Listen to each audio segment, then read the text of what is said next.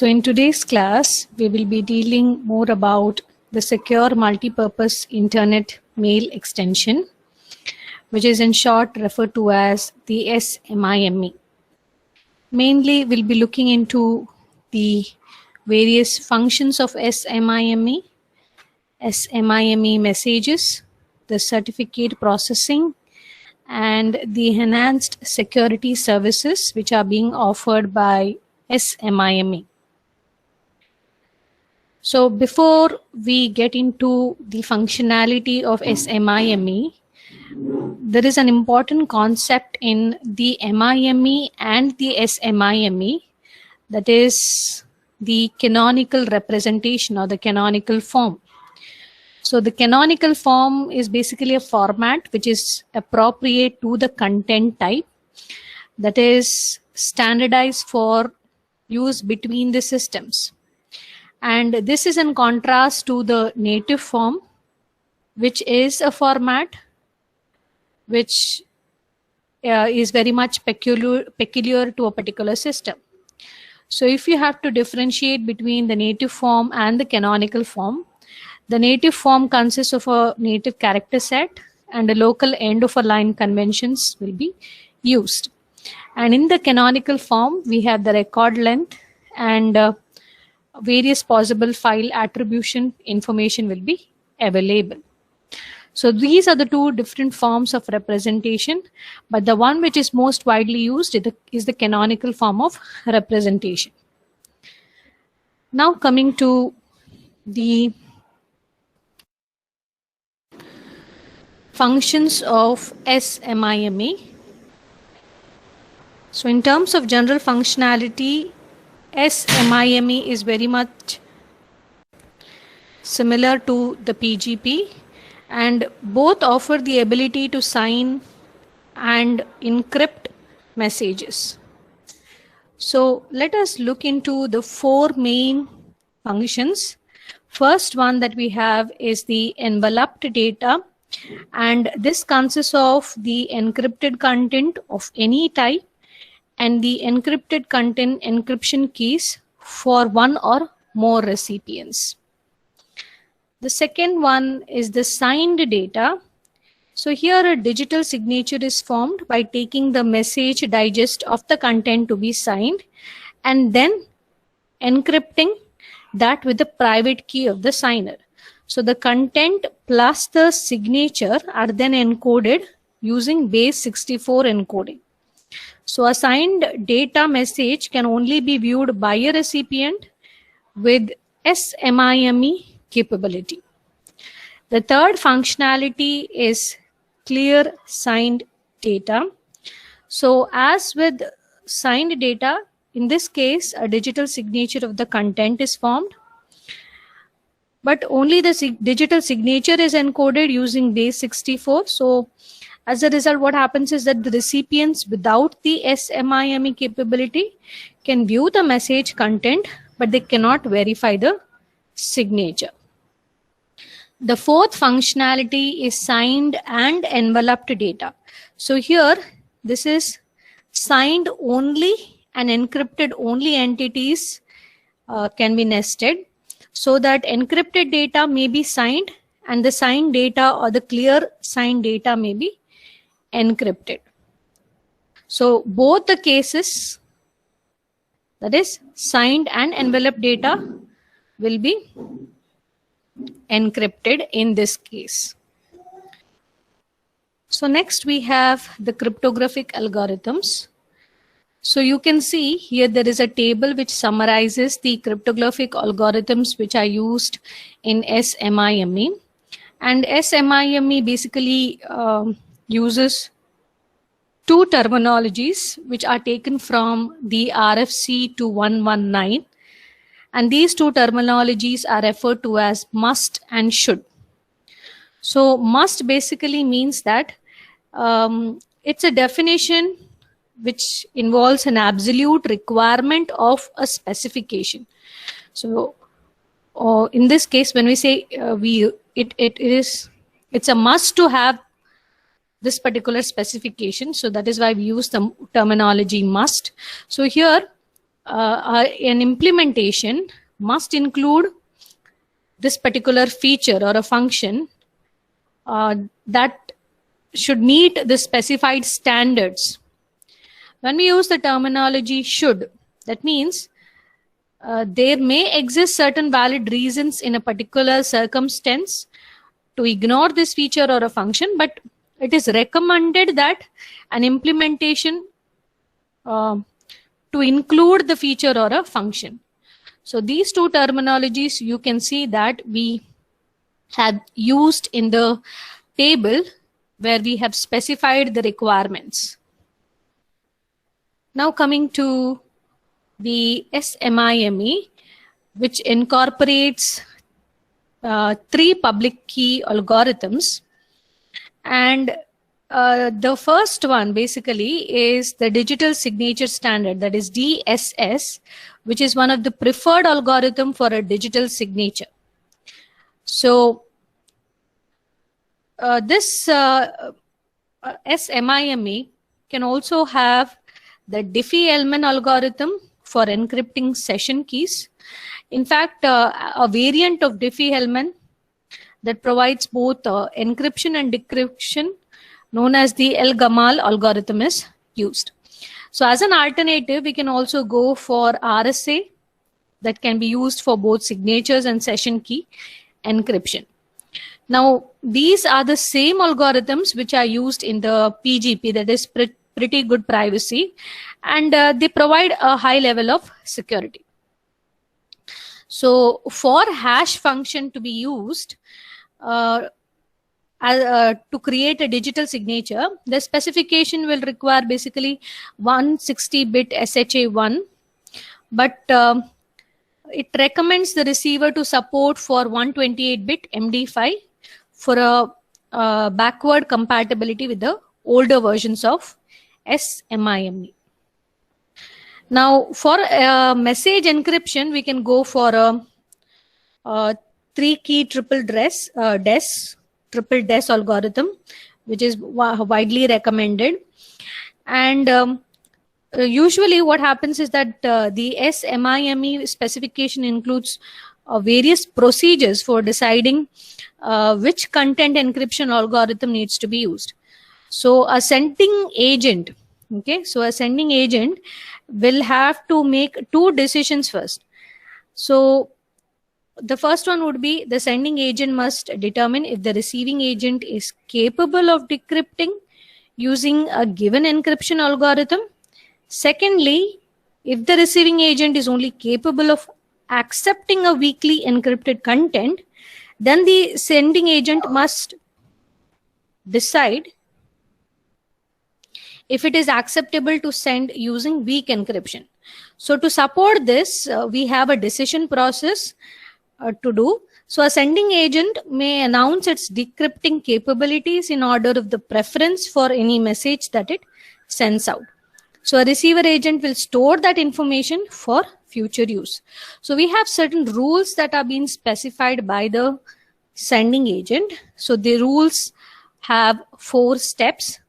The first step would be, if the sending agent has a list of preferred decrypting capabilities from an intended recipient, it should choose the first capability on the list that is capable of using.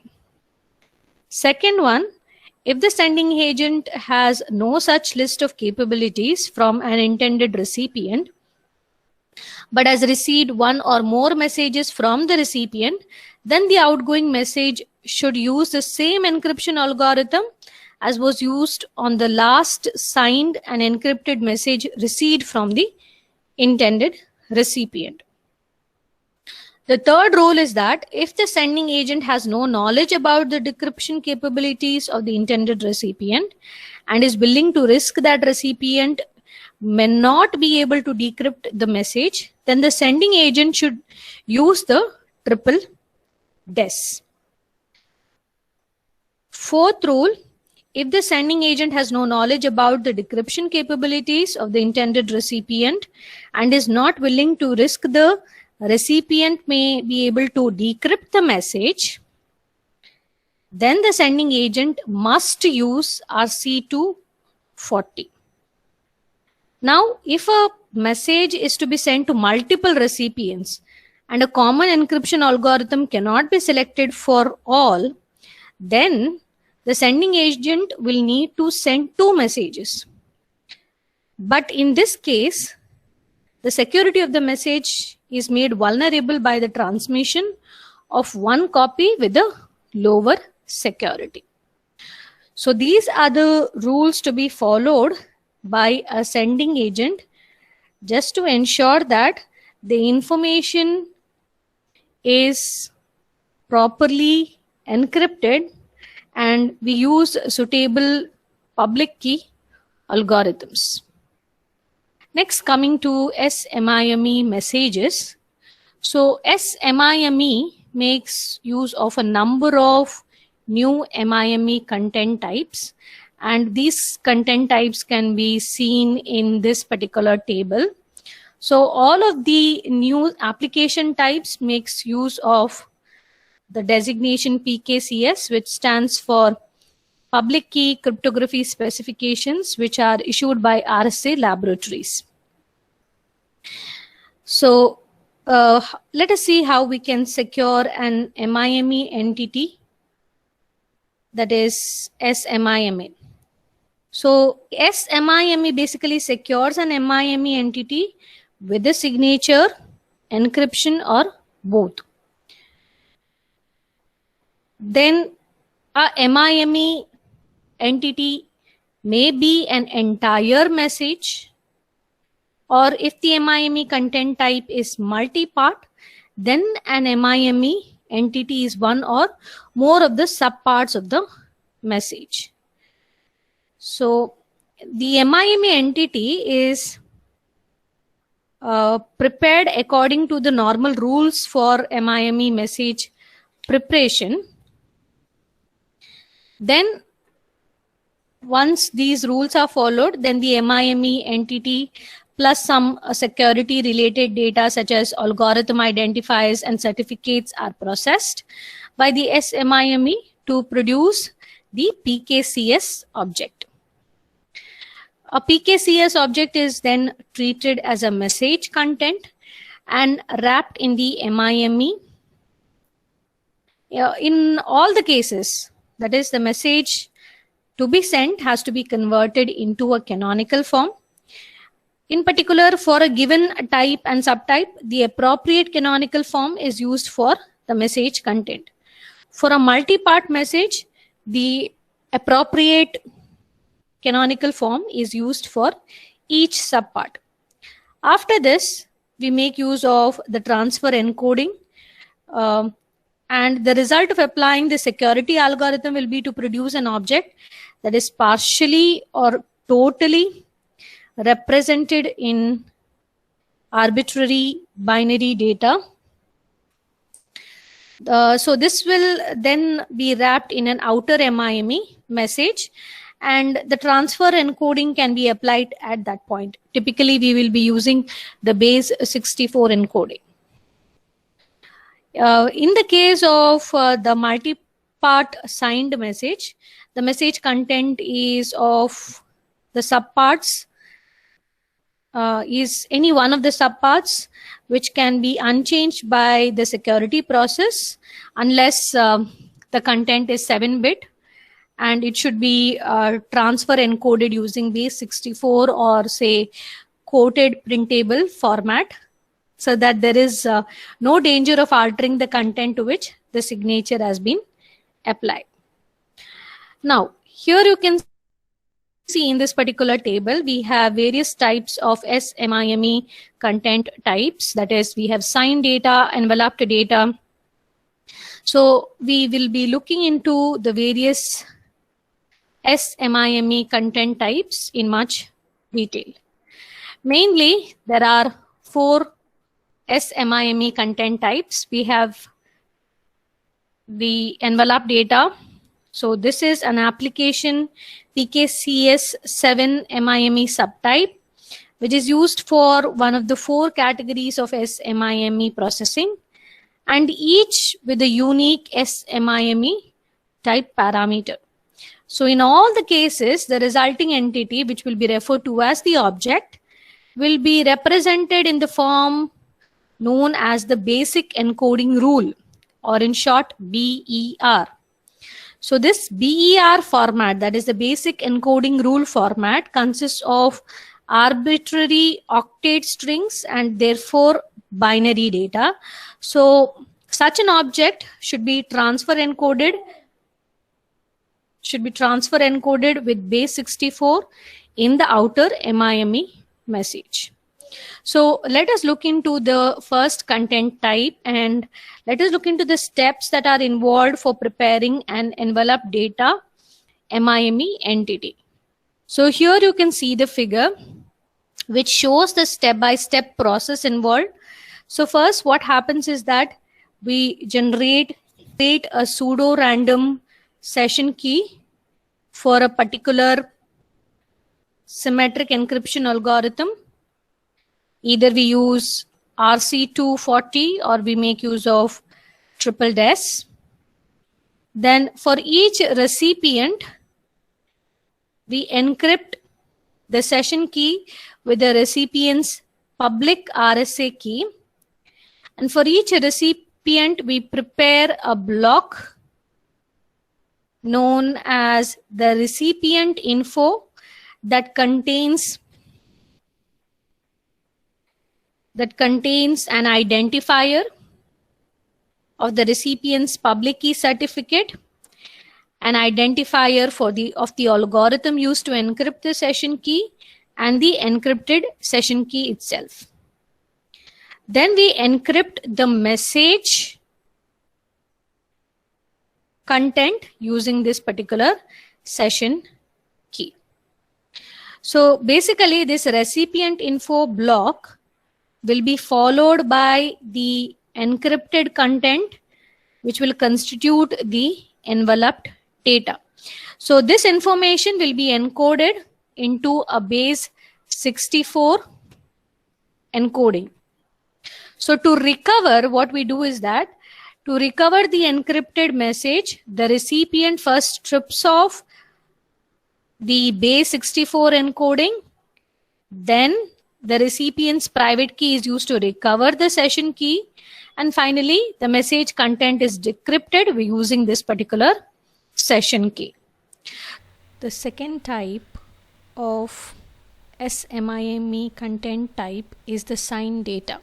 The signed data is a SMIME type that can be used with one or more signers. So let us look into the steps for preparing a signed data MIME entity.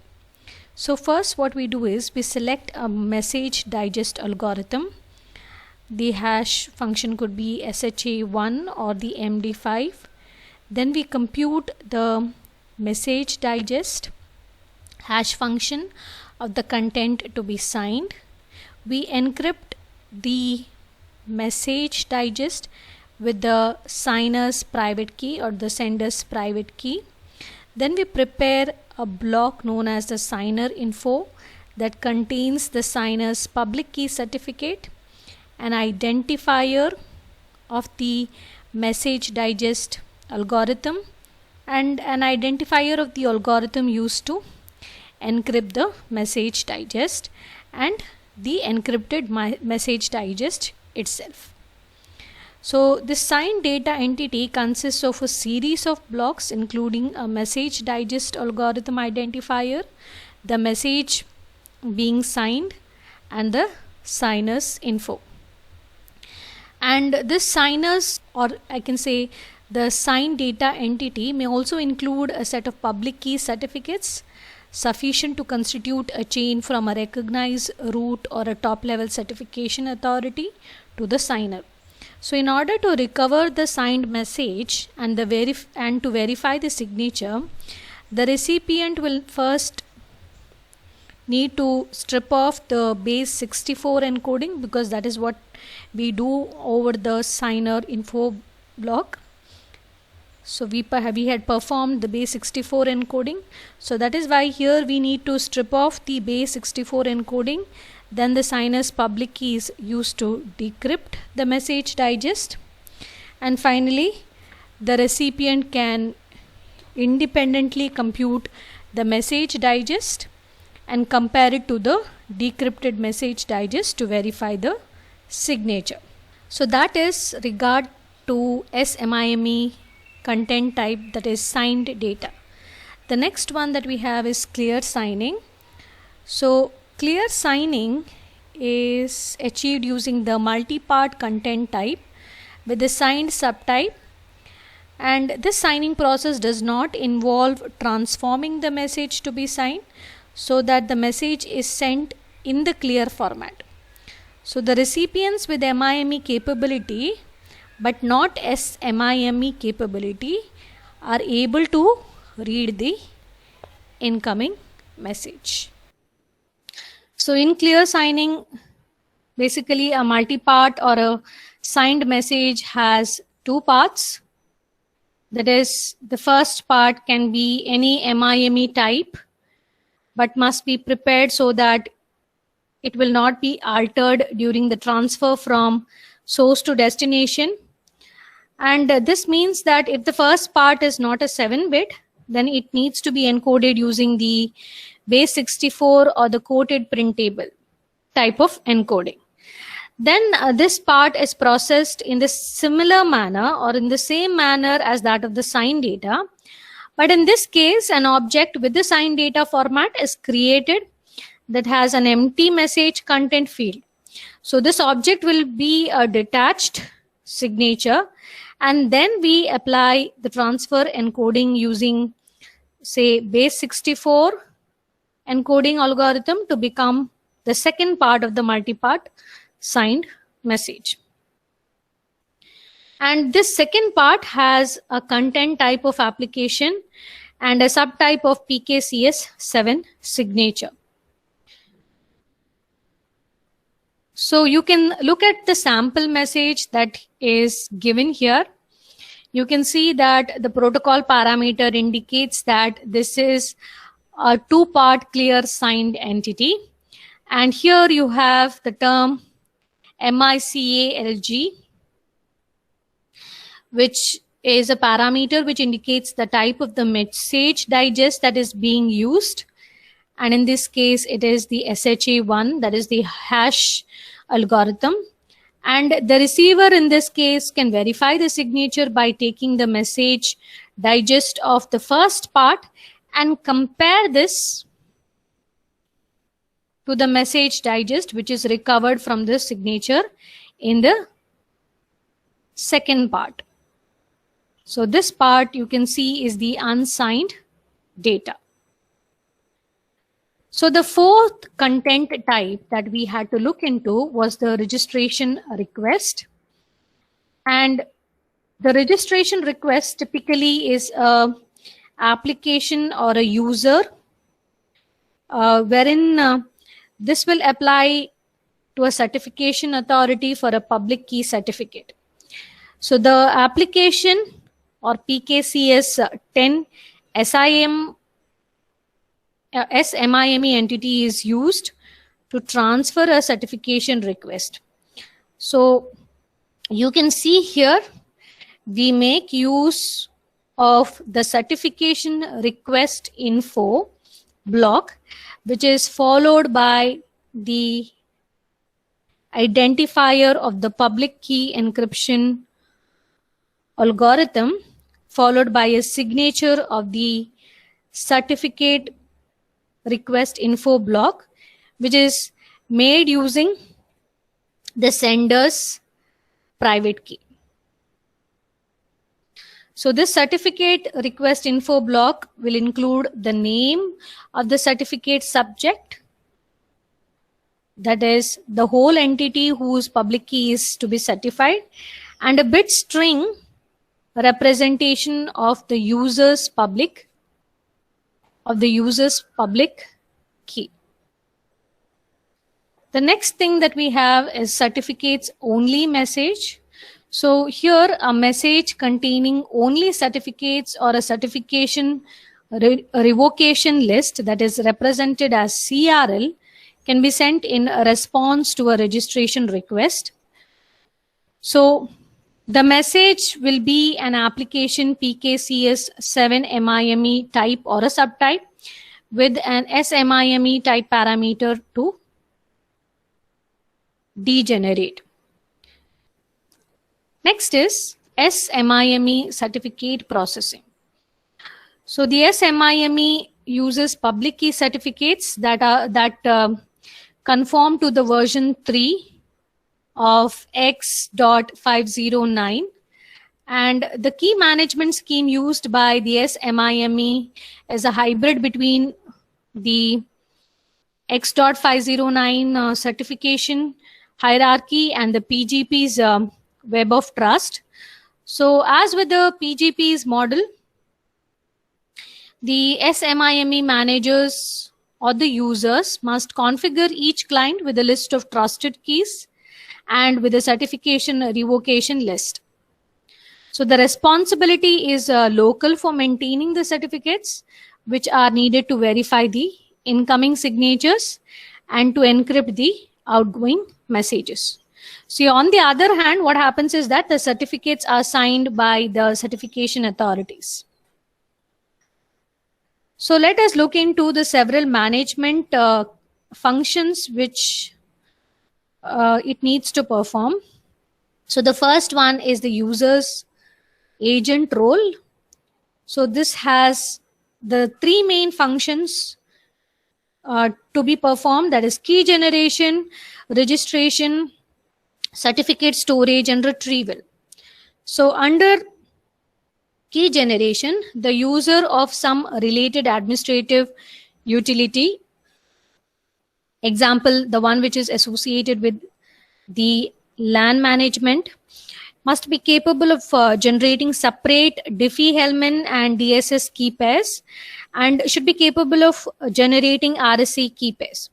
So each key pair must be generated from a good source of non-deterministic random input and be protected in a secure fashion. So user agent should generate RSA key pairs with the length in the range of 768 to 1024 bits and must not generate a length less than 512 bits. The second important management function is registration. So here a user's public key must be registered with the certification authority in order to receive an X.509 public key certificate. In the third one, that is the certificate storage and retrieval, a user requires to access or a user requires access to a local list of certificates in order to verify the incoming signatures and to encrypt the outgoing messages. So such a list could be maintained by the user or by the local administrative entity on behalf of a number of users. Then we have under SIME certificate processing, the VeriSign certificates. So there are several companies that provide the certification authority services like the Nortel, which has designed an enterprise CA solution and can provide SMIME support within an organization. And there are a number of internet-based CAs, that is certification authorities, which include VeriSign, GTE, and the US Postal Service. But of all of these, the most widely used one is the VeriSign CA service. And let us look into what are the services that are being provided by the VeriSign. So mainly the VeriSign provides a CA service that is intended to be compatible with the SMIME and a variety of other applications. VeriSign will issue an X.509 certificate with the product name VeriSign Digital ID. And these digital IDs are issued to the users of the Netscape and the Microsoft browsers. And the information that is contained in the digital ID depends on the type of the digital ID and its use. So at a minimum, each digital ID contains owner's public key, owner's name, expiration date of the digital ID, serial number of the digital ID, name of the certification authority that issued the digital ID, the digital signature of the certification authority that issued the digital ID. The digital IDs can also contain other user supplied information, including the address, email address, basic registration information, that is the country, zip code, age, and gender. Now let us look into the VeriSign public key certificate classes. So VeriSign provides 3 levels or classes of securing for public key certificates. So here a user requests a certificate online at the VeriSign's website or other participating websites. So the class 1 and the class 2 requests are processed online, and mainly in most of the cases it take only a few seconds to approve. So for class 1 digital IDs, VeriSign will confirm the user's email address by sending a PIN and a digital ID pickup information to the email address which will be provided in the application. For the class 2 digital IDs, VeriSign will verify the information in the application through an automated comparison with the consumer database. In addition, it will also perform all the checking that is associated with the class 1 digital ID. Finally, confirmation will be sent to a specified postal address, alerting the user that the digital ID has been issued in his or her name. For class 3 digital IDs, VeriSign requires a higher level of identity assurance. So an individual must prove his or her identity by providing a notarized credentials or applying in person. So you can see the validation level. As we go higher from class 3 to class 1, it will be tighter identity validation. But when it comes to issuing process, class 1 to class 3, as we go to the higher levels, it becomes easier to issue. So these classes that we just looked into, that is class 1, class 2, and class 3, are each categorized under the IA, private key protection, certificate, applicant and subscribers private key protection, applications implemented or contemplated by the users. The last one that we have is the enhanced security services, which are being proposed in an internet draft. So mainly there are 3 services. The first one is the signed receipts. A signed receipt may be requested in a signed data object. Returning a signed recipient will provide a proof of delivery to the originator of a message, and it will allow the originator to demonstrate to a third party that the recipient received the message. So in turn, what happens is that the recipient will sign the entire original message plus the sender's signature, and it will append the new signature to form a new SMIME message. So the second enhanced security service that we have is security labels. So a security label may be included in the authenticated attributes of a signed data object. A security label will be a set of security information regarding the sensitivity of the content that is protected by the SMIME encapsulation. So the labels may be used for access control by indicating which user are permitted to access to an object. Other users may include the priority, role-based, describing which kind of people can see the information. For example, say patient's healthcare team or the medical billing agents, etc. Then we have the last enhanced security service, which is called as the secure mailing list. So when a user sends message to multiple recipients, certain amount of pre-recipient processing is required. So this includes the use of each recipient's public key, The user can be relieved of this work by employing the services of an SIME mail list agent, which will be called as the MLA. So, the MLA can take a single incoming message, perform a recipient's specific encryption for each recipient, and then forward the message.